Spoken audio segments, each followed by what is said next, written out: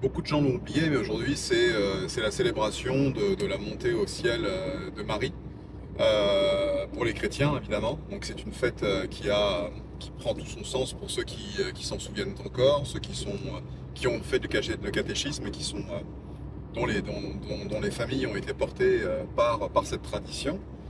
Et donc on célèbre cette fameuse journée pour pouvoir justement faire le lien entre le ciel, entre notre connexion terrestre et la connexion spirituelle, on va dire, et cette liaison entre le matériel et le divin.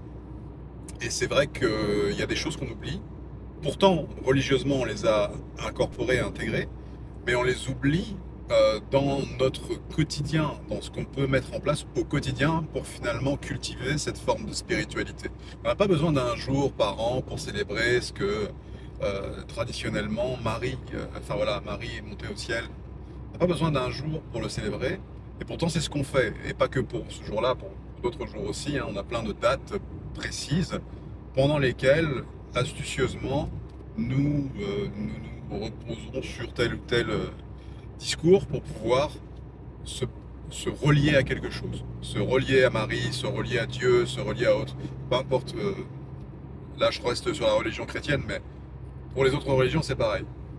Ça pour vous dire qu'en vrai, si vous occultez le mot, le dogme religieux qui vous appartient ou auquel vous appartenez, vous pouvez totalement comprendre qu'il y a des choses que vous pouvez mettre en place, encore une fois, au quotidien, pour cultiver cet état de transcendance que nous recherchons, notamment moi à travers le grand reset, c'est ce que j'essaye de vous apporter.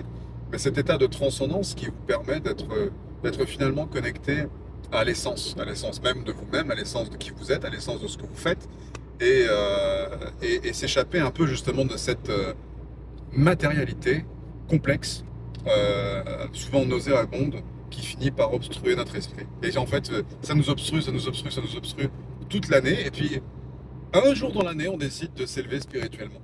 Voilà, c'est juste petit rappel, vous n'avez pas besoin d'un jour dans l'année pour vous élever spirituellement, pour transcender votre réalité. Vous pouvez le faire chaque jour, à votre rythme, à votre convenance, et dans l'équilibre qui sera le vôtre. Je vous souhaite une bonne journée.